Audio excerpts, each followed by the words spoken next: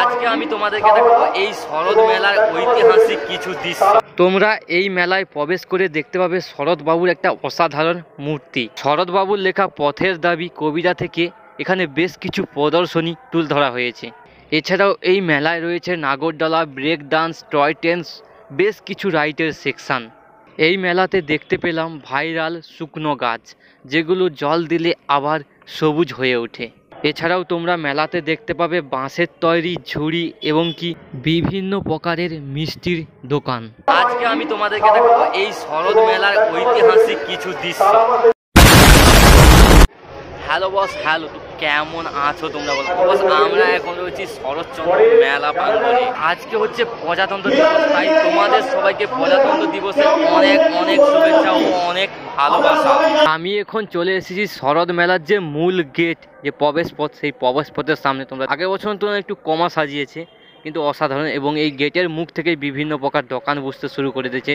যেমন তোমরা দেখতে পাচ্ছ বেতের ছুরি এবং কি আরও বেশ কিছু বাঁশের যে ফুলদানি হয় সেই সব ফুলদানিও দেখতে পাচ্ছি এখানে। এবং মাটির কিছু মূর্তি, চীনামাটি না মাটির জানি না, মোটামুটি কিছু মূর্তিও দেখতে পাচ্ছি। বেশ সুন্দর সুন্দর মূর্তি রয়েছে। বেশ কিছু ঝুড়ি, বেতের ঝুড়ি, কুলো, চালা, সব কিছু দেখতে পাচ্ছি এই মেলায়। যেমন দেখতে পাচ্ছ ঝুড়ি, অনেক অনেক কিছু। এবং যে ঠাকুরের ফুল তোলার জন্য যে ঝুড়ি হয় না হাতে, সেই ঝুড়ি, সব কিছুই দেখতে পাচ্ছি এখানে।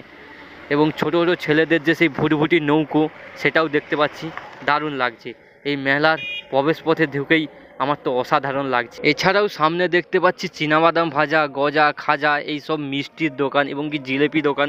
এই সব দোকান পেরিয়ে তোমরা আর একটু এগিয়ে গেলে দেখতে পাবে শরৎবাবুর মূর্তি, যেই মূর্তিটা আমি প্রস্তুতি পর্বতে দেখিয়েছিলাম কাজ চলছিল। এখন দেখো সেই মূর্তিটা পুরোপুরিভাবে কমপ্লিট এবং অসাধারণভাবে ফুল টুল দিয়ে সাজানো হয়েছে এই মূর্তিকে।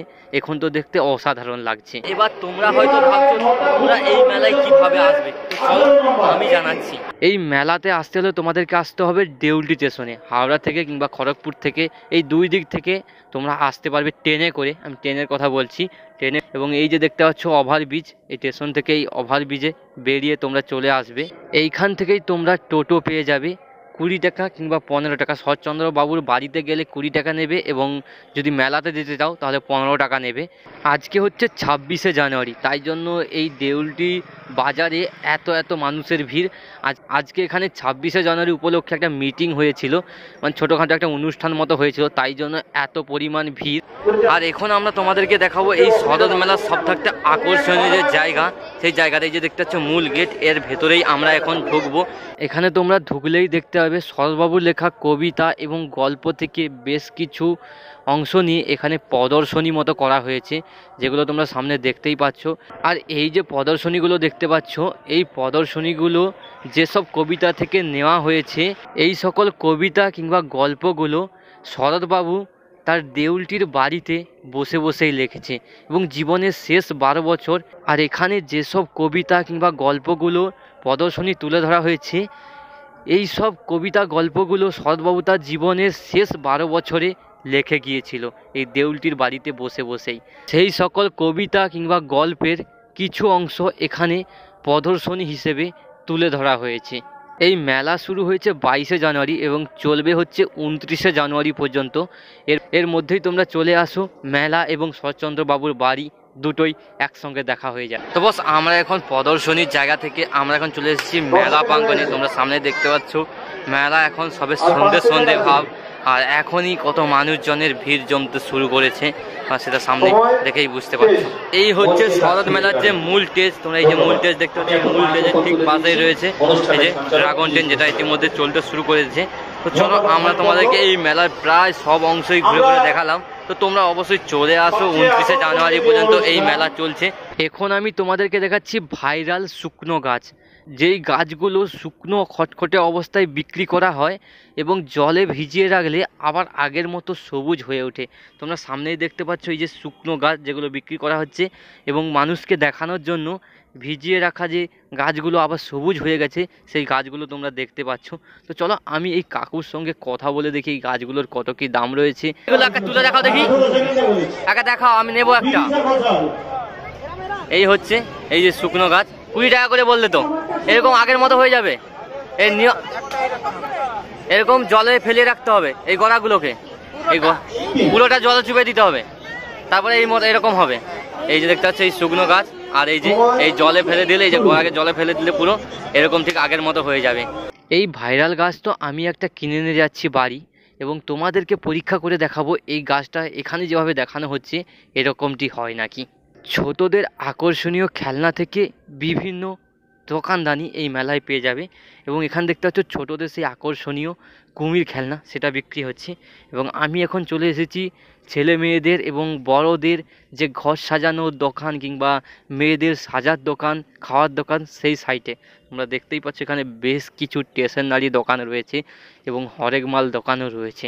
চলো আমরা মেলার মধ্যে দেখছি। দেখো সামনে ছেলেদের মেয়েদের একটা সাজার দোকান পেয়ে গেছি, দেখতে পাচ্ছ বৌদিদের বান্ধবীদের সেই গয়না, ফুল, মাথার ফুল, সেই সব দোকান এখানে দেখতে পাচ্ছি।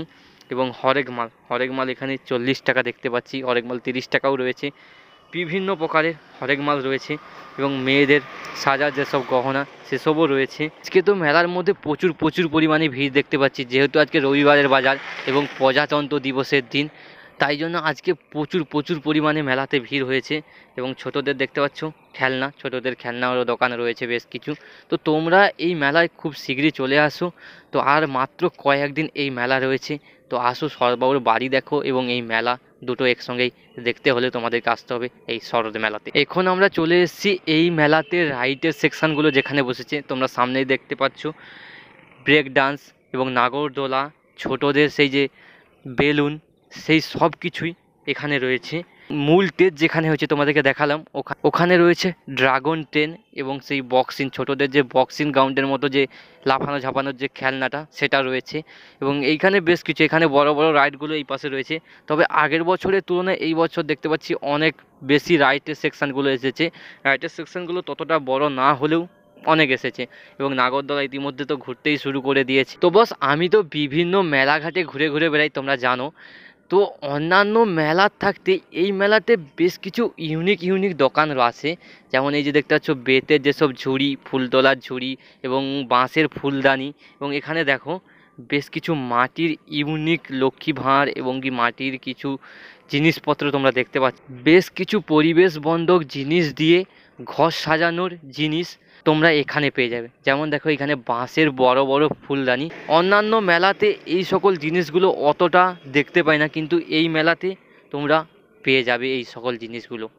তো বস এই ছিল শরৎ মেলার ভিডিও। এই শরৎ মেলা কোথায় কি বসেছে, কিভাবে মেলা চলছে এবং কতদিন মেলা থাকবে, তোমরা কিভাবে আসবে, সব কিছু জানিয়েছি এই ভিডিওর মধ্যে।